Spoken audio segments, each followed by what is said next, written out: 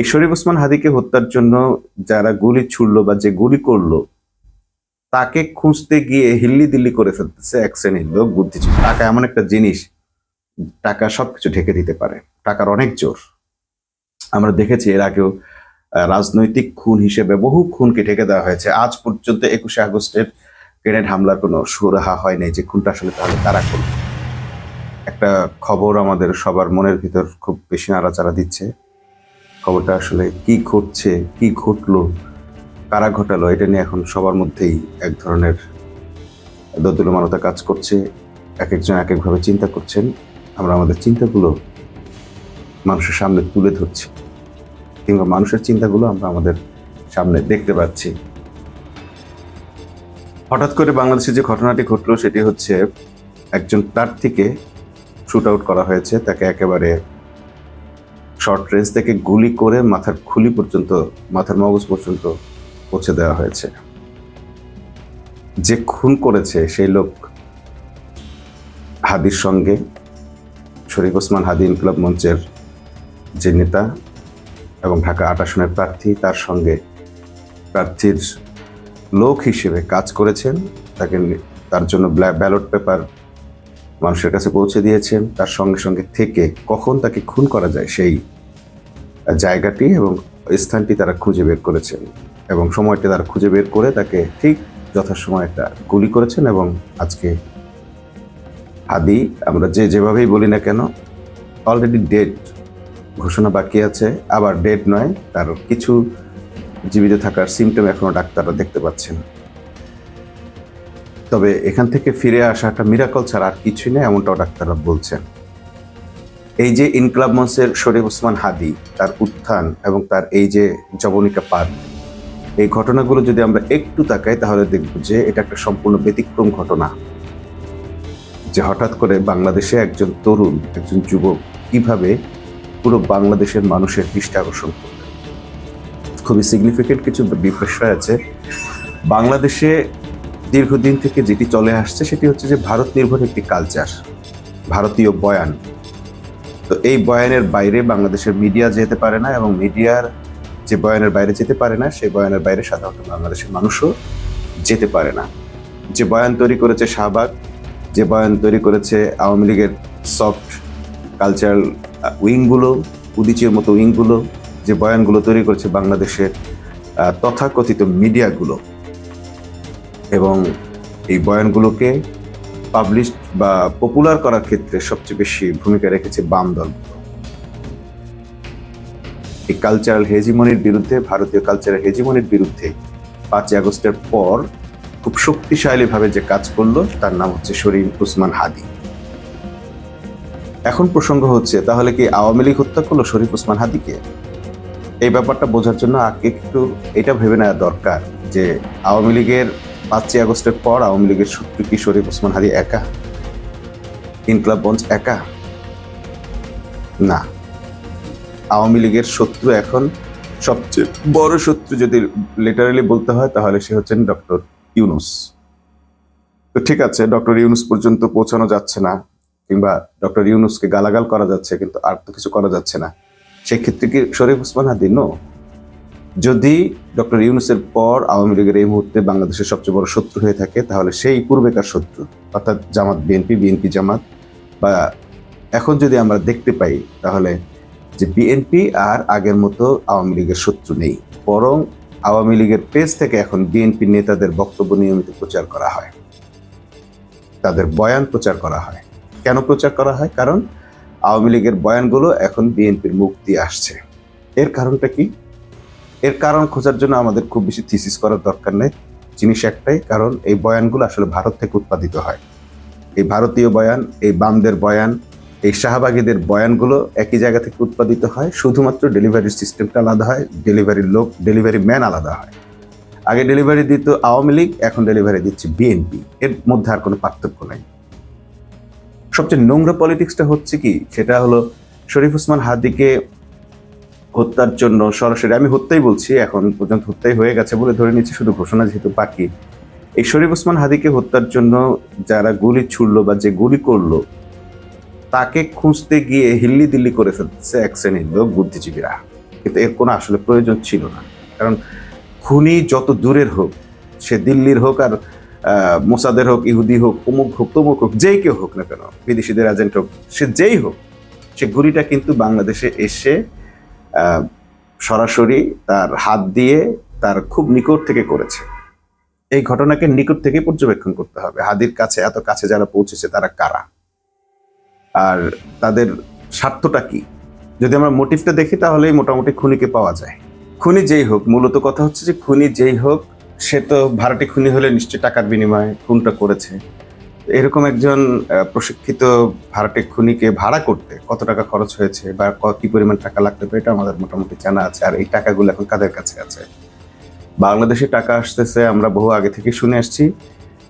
পতিত সরকার, পতিত আওয়ামী লীগ নেতারা প্রচুর টাকা দুর্নীতি করেছেন এবং তাদের টাকাগুলো এখন তারা কাজে ব্যবহার করছেন, বাংলাদেশ অশান্তি তৈরি করতে, অরাজকতা তৈরি করতে ব্যবহার করছেন। এটা মোটামুটি সবার কাছে স্পষ্ট।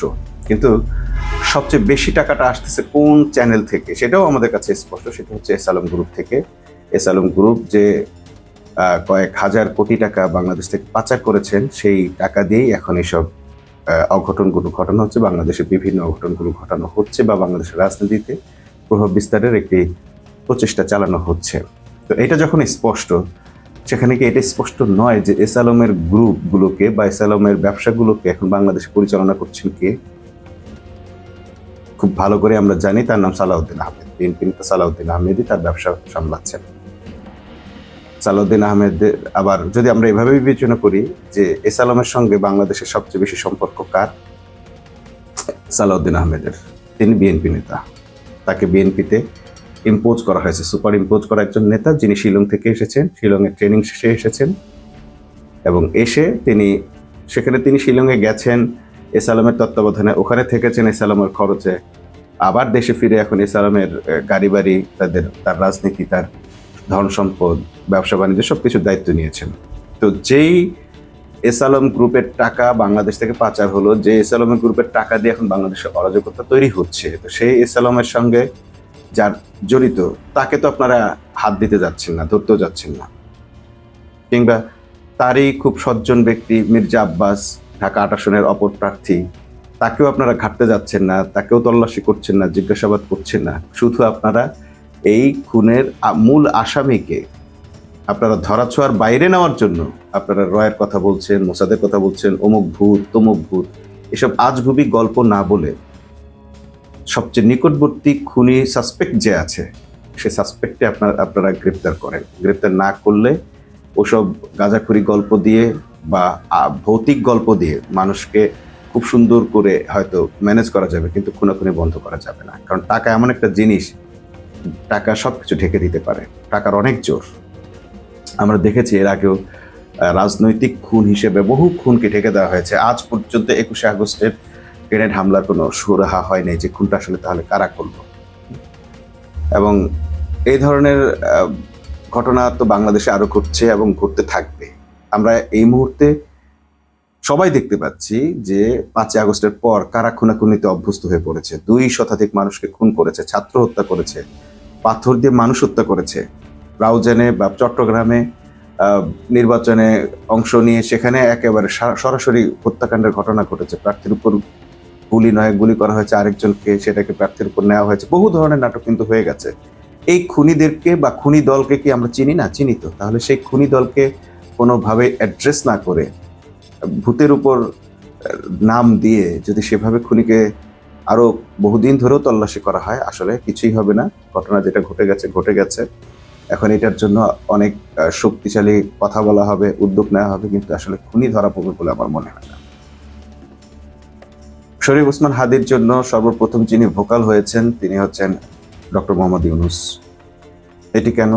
ঠিক ওই দিনই সকালে আমরা একটা মন্তব্য করেছিলাম যে ডক্টর ইউনূস একের পর এক তিনি যে কথাগুলো দিয়েছেন তার সবগুলো কথা রাখছেন এবং তিনি সফলতার সাথে এগিয়ে চলছেন।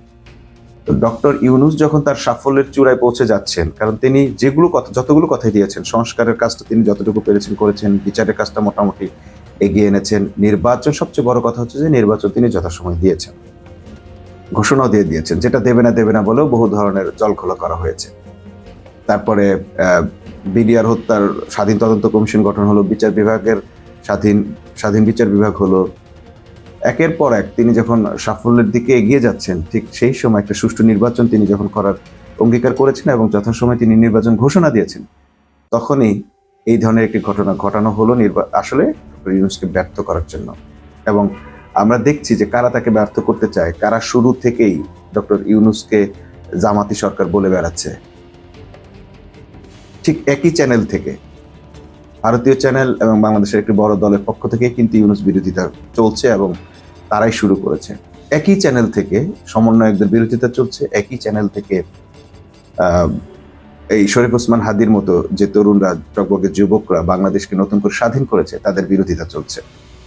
লজ্জার বিষয় হচ্ছে এই ঘটনার পর শরীফ ওসমান হাদি যখন মৃত্যুসজ্জায় লড়ছে বা অলরেডি ডেড বলা হচ্ছে, সেই সময়ও তাকে নিয়ে অনেকে ঠাট্টা মশকরা করছে এবং ট্রল করছে এবং নানান রকমের আনন্দজনক শব্দ ব্যবহার করে স্ট্যাটাস দিচ্ছে। এই কাজগুলো কারা করছে? এবং দেখা গেছে তারা পোস্টেড লিডার অফ ছাত্রদল। এরপর যদি আপনাদেরকে খুনিকে খুঁজতে এই দেশ ওই দেশ সেই দেশে যেতে হয়, তাহলে বুঝতে হবে যে আসলে আপনারা খুনিকেই খুঁজে বের করতে চাইছেন না।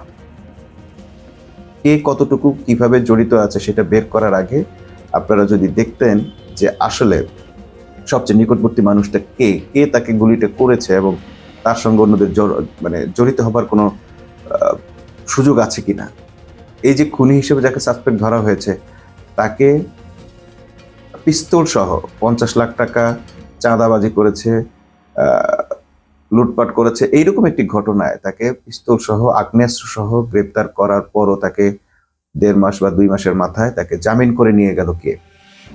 জানা গেছে কায়সার কামাল নামের সে আইনজীবীর নাম এসেছে, যিনি বিএনপিপন্থী। এত কিছু আপনাদের হাতে থাকার পরও আপনারা কি ব্যবস্থা নিয়েছেন? আপনারা এখনো খুঁজতেছেন খুনিকে। তাহলে আপনারা খুনিকে খুঁজতে থাকেন।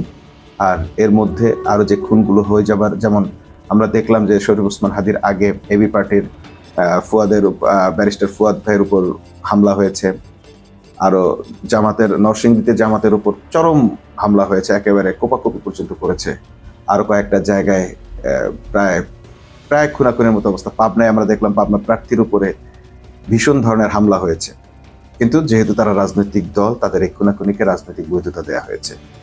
এইভাবে করে আপনারা যদি চলতে থাকেন, আমি আরেকটা কথা বলে যাই শেষ মুহূর্তে, সেটি হচ্ছে যে বহু আগেই বলেছিলাম, 7-8 মাস আগে বলেছি যে বিএনপি প্রত্যেক আসন ভিত্তিক, অর্থাৎ যে কটি আসন তারা চায়, যদি তারা 150 আসন চায় 150 আসনে, যদি তারা 100 আসন চায় 100 আসনে, যদি তারা 200 আসন চায় 200 আসনেই অন্তত 10 জন করে লোককে তারা খুনের আওতায় আনবে এবং এই জীবনগুলোর বিনিময়ে তারপরে এই নির্বাচনে তারা জেতার চেষ্টা করবে।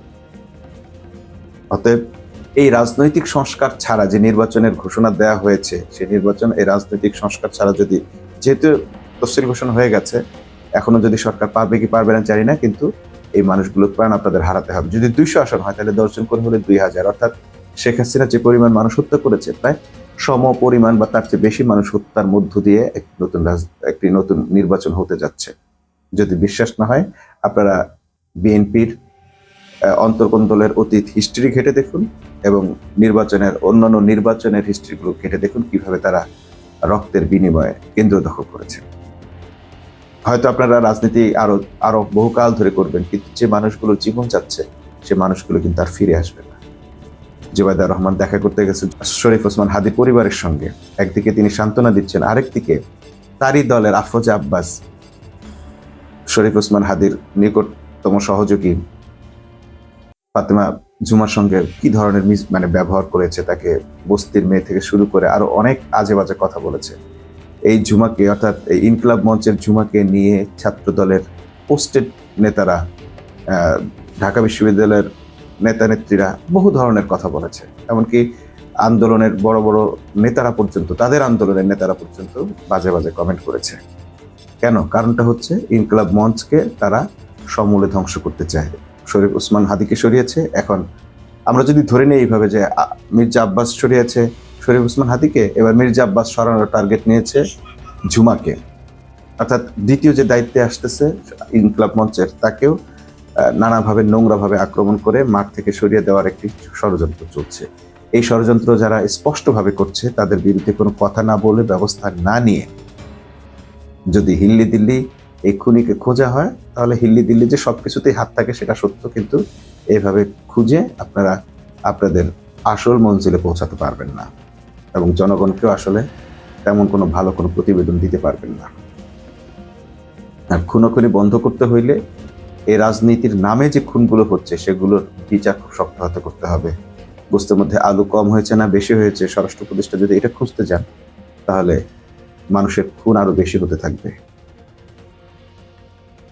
সবার প্রতি অনুরোধ থাকবে, আপনার চোখের সামনে দেখা খুনিকে আপনারা ধরিয়ে দিন এবং তাদেরকেই গ্রেপ্তার করে শাস্তির আওতায় আনার জন্য চাপ প্রয়োগ করেন। অনেক বেশি হাইথোটের চিন্তা ভাবনা করে এটা নিয়ে 5-6 বছরের গবেষণা কিংবা পিএইচডি করার কোনো দরকার নেই। খুনিকে আমরা আমাদের চোখের সামনে দেখতে পাচ্ছি, তাদের বিরুদ্ধে ব্যবস্থা নিন এবং সেই হিসেবেই আপনারা প্রেশার ক্রিয়েট করুন। সবাইকে ধন্যবাদ। আল্লাহ হাফেজ।